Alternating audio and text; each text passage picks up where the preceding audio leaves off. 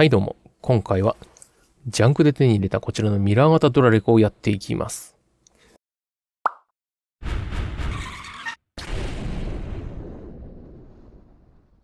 すごい反射するんですけどね、正面こんな感じです。型番が F900 というものですね。メーカーは深センなんとかかんとかビデオテクノロジー CO.ltd。これ住所ですね。ウェブサイト。もちろん中国製です。で、付属品ですが、先ほどの本体。固定用のゴムバンドが2個。電源コード。GPS のアンテナですね。バックカメラのコードですね。ちなみにこのコードはこちらで束ね直してあります。とりあえず破損がないか見ていきます。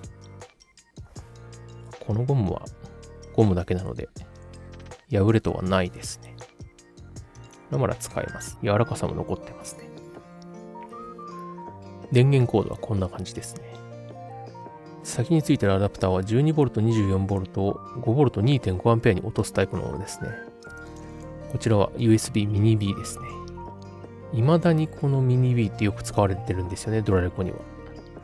外観から見た感じ、若干端子が歪んでるように見えますが、そこまで破損はないですね。次に GPS アンテナ。こんなんで使えるかわからない GPS アンテナですが、付属しています。次にバックカメラ。傷はなさそうですね。反対側のコネクタはこんな感じ。バックカメラの配線。延長コードですね。先ほどのこれが刺さります。特に破損もないです。この辺ちょっと負荷かかってますが大丈夫だとは思います。そして本体。カメラはこんな感じですね。カメラちょっと傷つくとあれなのでテープ貼っておきます。最初に見たメーカーのシールですね。このキラキラのシールはよくわかんないです。これは QC パスですね。信用ならない QC パスです。で、その横に見にくいんですがリセットボタンがありますね。固定用のフックがあります。スポンジの柔らかさもありますね。背面はこれぐらいですね。上面 USB なので電源入力ですね。AV これはバックカメラですかね。TF マイクロ SD カードですね。で GPS のアンテナの入力があります。上面はこれぐらいですね。次に底面電源ボタンがありますね。で小さい穴があるのでおそらくマイクだと思います。こんな感じですね。先ほど見た正面破損はないですね。傷も大きなものはないです。汚れはありますけどね。こちらのジャンクリーは電源が入るときと入らないときがあるとのことです。接触不良だと思うんですけどね。どうなんでしょう。では、接続して動作確認をしてみます。特に違和感なく刺さりますね。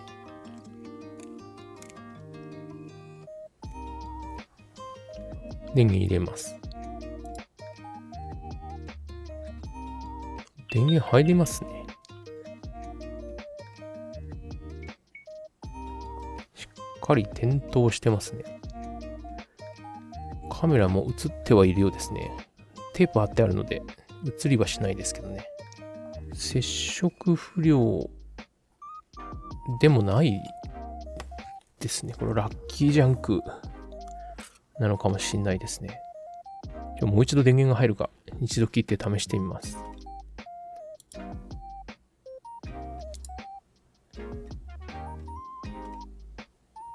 今度は電源入らなくなりました。確かに入ったり入らなかったりしますね。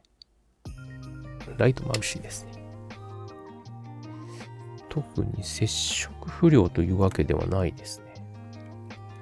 見にくいんですが、インジケーターはついています。本体の電源が入らない感じですね。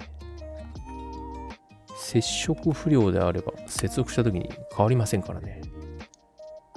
0.15A ぐらい流れてるので断線ではないですね。接触不良でもないですね。揺らして変化はないですね。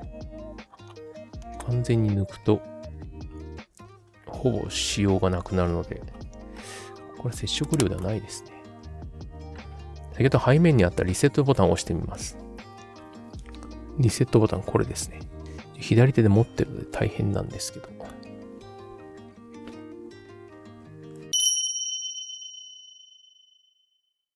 このままで押しにくいので電源コードを変えます。断線はないと思うのでおそらく大丈夫だとは思います。電源コードをこちらの普通のミニ USB ケーブルに変えます。裏で押しますね。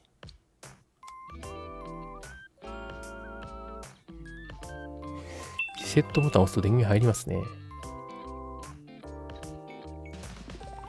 この状態で気になるのがこのマークですね。正面から見にくいんですが、こんな感じの角度にするといかにもバッテリーマークなんですよね。で、よくある充電マークに見えます。ひょっとするとこれバッテリー内蔵してるのかもしれないですね。バッテリーを内蔵してるとすれば、バッテリーの保持能力がなくなってしまっていて、一度電源が切ると再び電源が入らないという感じなんじゃないですかね。そんなような気がします。リセットボタンで電源が入ったので、電源コードを抜いた状態でリセットボタンを押してみたら電源が入るんじゃないですかね。この状態でリセットボタンを押してみます。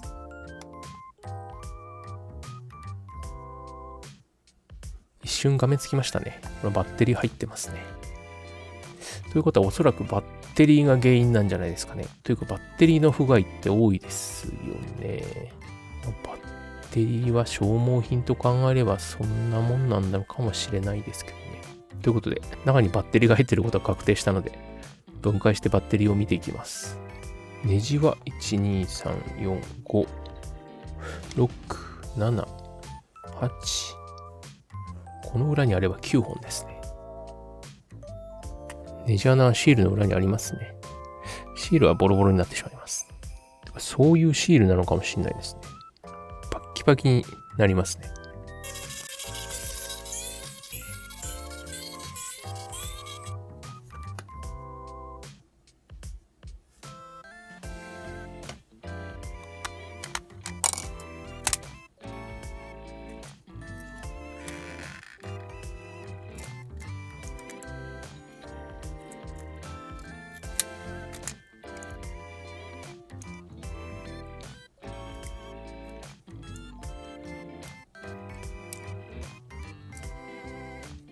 この部分にバッテリーありますね。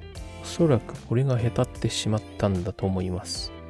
とりあえず画面を外してしまいます。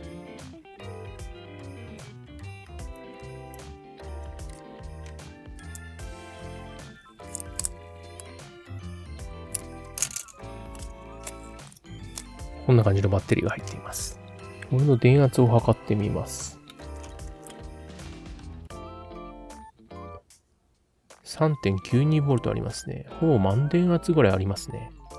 バッテリーがダメなのかどうかちょっと怪しいですね。一度バッテリーを外して安定化電源で充電してみようと思います。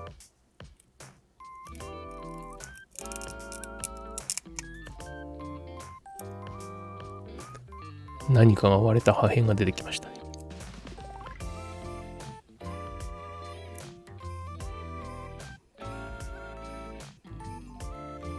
バッテリーを取り外して何ボルトの仕様のものか確認します。こ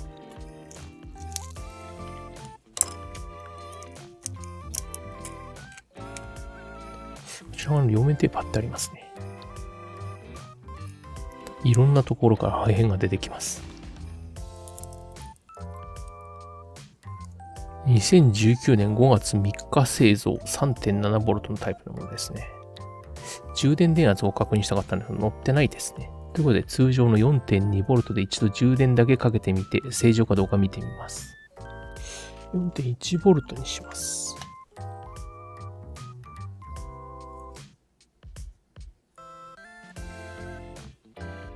バッテリーの項目はこの項目ですが、やはり 3.9V ありますね。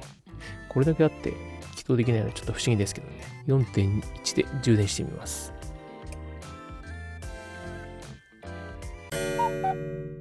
しばらく充電したので続きをやっていきます。一度これで元に戻してどうなるか確認してみます。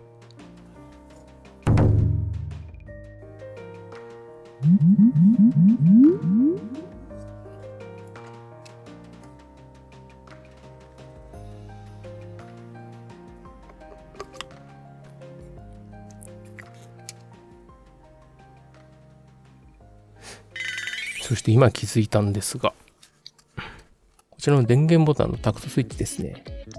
歪んでしまってパターンから剥がれてしまっています。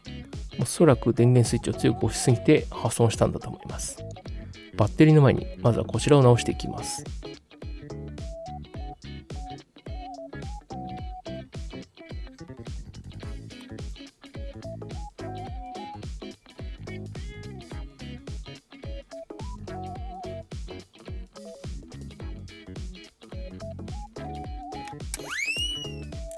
突起部分がこんな感じで歪んでしまってますね。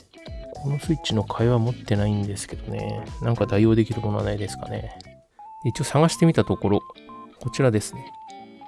リングライトを作った時の取り外した基板ですね。これに電源スイッチとしてタクトスイッチのサイドタイプがついてるんですよね。ただ大きさが違うので、なんとかつけれればつけてみようと思います。つけれなかったらさらに何かを探します。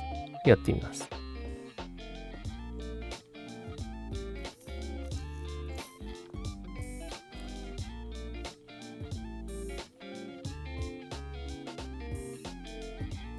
これが取り付けできるかですね。スイッチ下部にある位置合わせ用の出っ張りが邪魔なので削り落とします。こんな感じで削り落としました。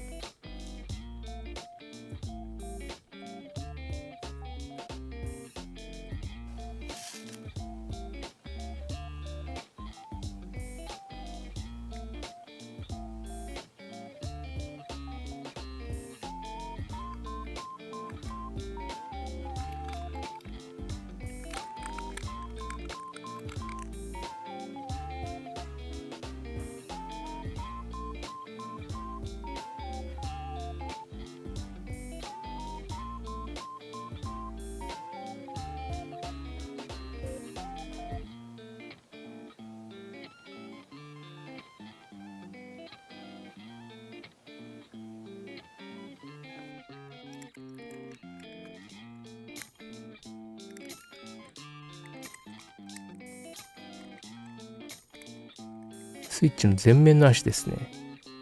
パターンが少し足りないので、外側を削ってパターンを無理やり作りました。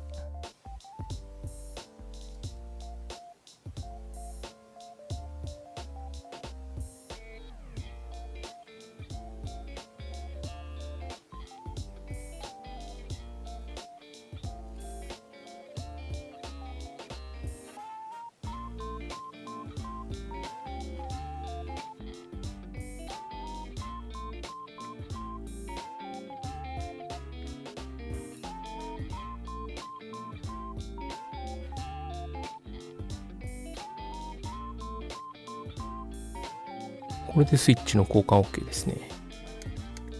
しっかり押せるようになりました。これで強度は上がったのかもしれないですが、下がったのかもしれないです。電源スイッチの修復が終わったので、バッテリーを取り付けていきます。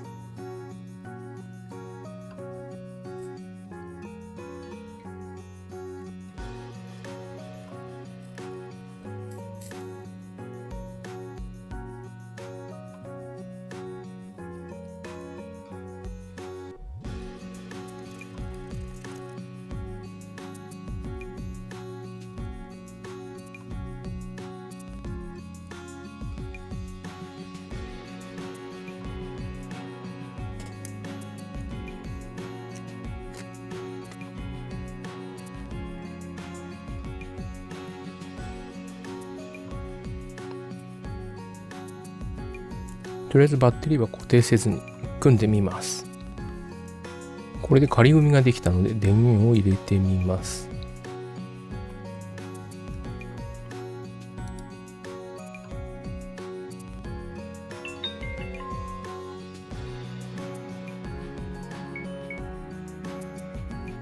起動はうまくいきましたね。これで一度電源を切って再度オンにした時に電源が入るかですね。1分ほど待ちます。約1分経過したので電源入れてみます。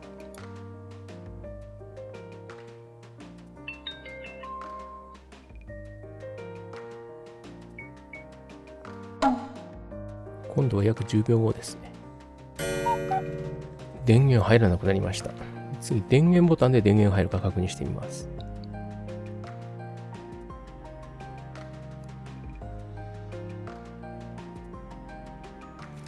ダメですね。次、リセットボタンを押してみてどうなるか確認します。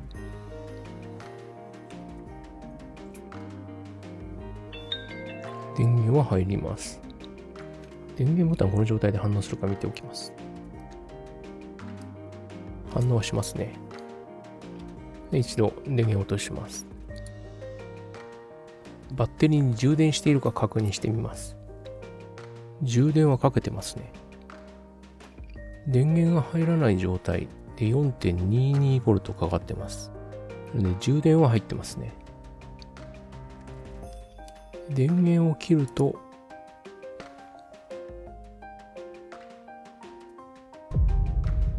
3.5V、3.4 どんどん下がっていってるのでバッテリーがダメでしょうね。電源が入るときと入らなくなるときの条件が分かりました。今バッテリー電圧測ってるんですが、どんどん下がっていってますよね。これが 2.5V ぐらいを下回ると一気に 3.5V ぐらいまで上がるときがあります。今上がりましたね。この時に本体のマザーボードっていうんですかね、の電源が切れるみたいですね。でそしてリセットがかかって、今度は電源が入るようになります。こんな感じですね。で一度電源を切って、3.2V ぐらいある状態でもう一度電源を入れようとすると、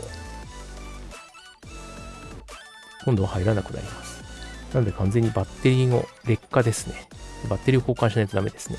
ということでバッテリーを探してます。再びバッテリーを取り外しました。このバッテリーがダメになっているので、このバッテリーの替えを探します。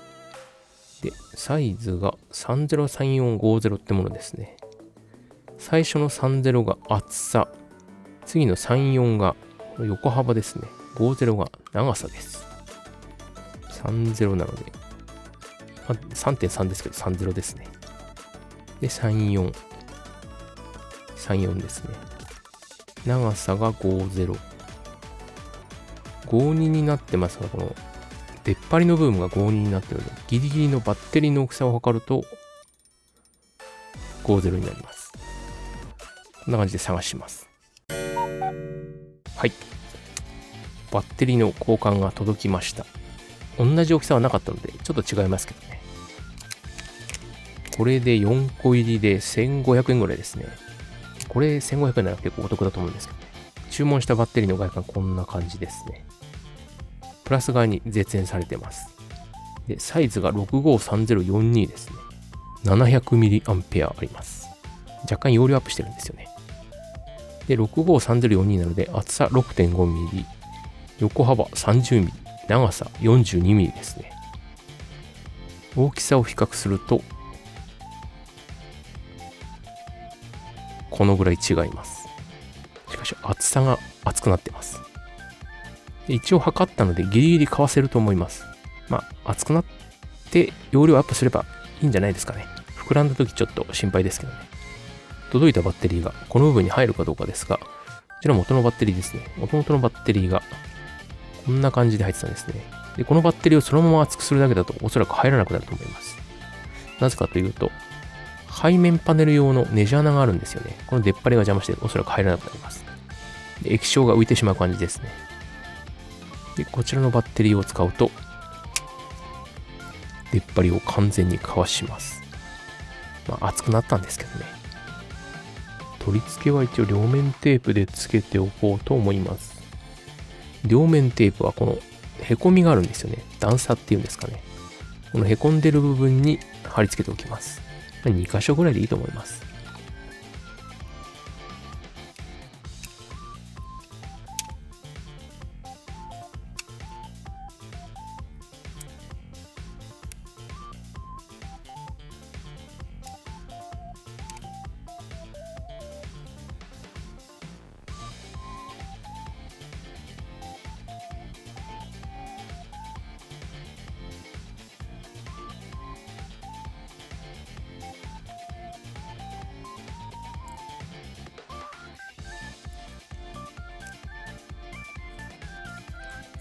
バッテリーに取り付けていきました。で、次に一応なんですが、交換した電源スイッチですね。これ裏側を何かで補強しておきます。何がいいですかね。UV レジンを塗って固めておこうと思います。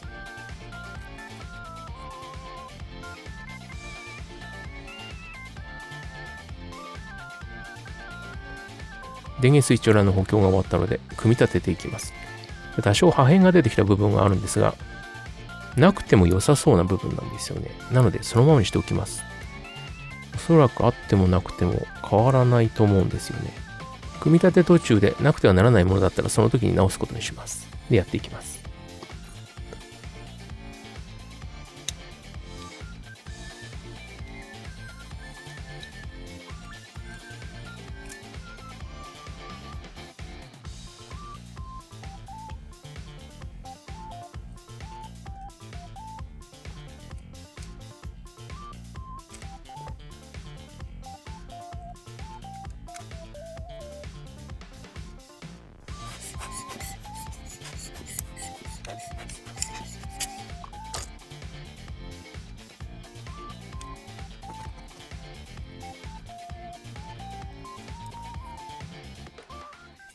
画面を簡易的に取り付けてきたので、これで動作確認をしてみます。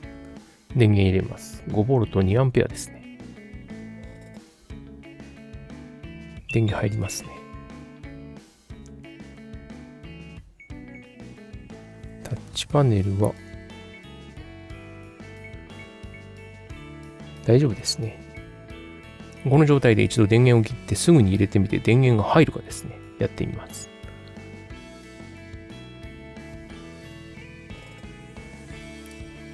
すぐに電源切れなくなりましたね。日付がうっすらとこの辺に出ています。これで電源が切れます。この状態で一度電源入れてみます。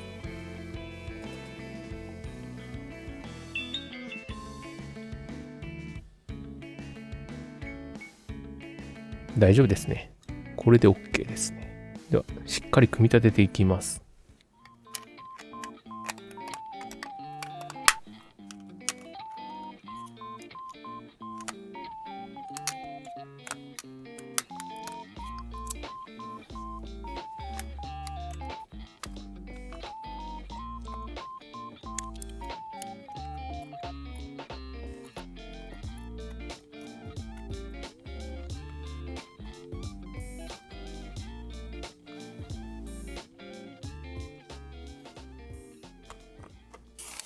本体の修理が終わったので、付属品ですね。カメラのがしっかり動くか確認しておきます。まずこれがバックカメラですね。AV ここですね。こちらが GPS ですね。とりあえず電源は USB コードで給電します。で、こちらのバックカメラをこのコネクタにつなぎます。これで接続自体は OK ですね。電源入ってますけどね。電源入れます。電源は入りますね。で、正面カメラは今指動かしてるので映ってますね。マスキングテープ貼ってあるので綺麗には映らないですけどね。で、バックカメラはどうすればいいんでしょうね。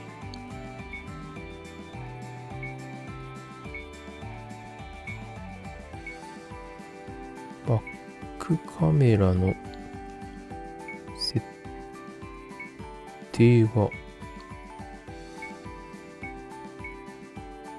ないですね。これは明るさですもんね。お、これは画面を横にスライドすると切り替わるんですね。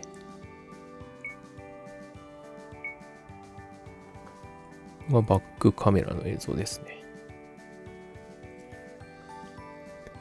縞模様に見えているのはカメラのせいですね。実際は綺麗に映っています。これならバックカメラとして十分じゃないですかね。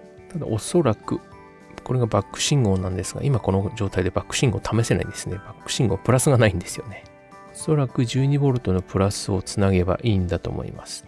で、多分アダプターの配線のマイナスと車のマイナスが同じものでつながっているので、共通してこちらで 12V を流すとカメラがバックに切り替わるのかもしれないですね。車に取り付けて状態は取らないので、取り付けてみてそうなったら載せておきます。次に GPS の動作確認ですが、室内なのでおそらく受信はできないと思います。ですが一応ここにマークがついてるんですね。このマークがアンテナを接続したことの認識マークだと思います。一応この配線抜いてみます。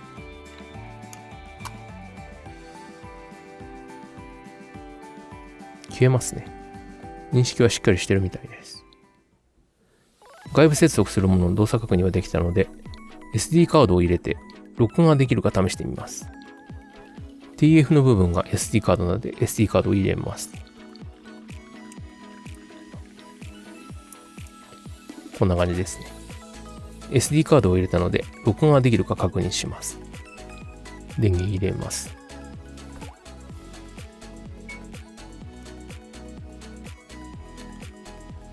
見にくいですが赤い点滅があるので録画はしてるんだと思います。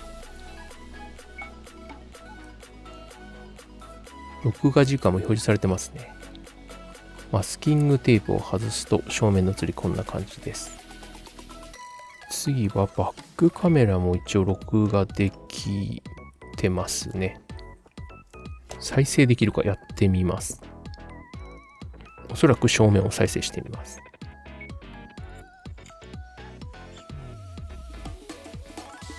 しっかり録画できてますね。次はバックカメラですね。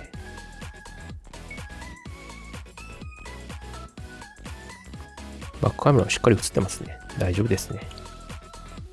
動作確認までできたので、これで完了ですね。ということで今回はミラー型ドライブレコーダーの修理をしました。このチャンネルでは今回のジャンクフィン修理や DIY をしています。内容がいいねと思ったらグッドボタン、また見たいと思ったらチャンネル登録お願いします。それではまた。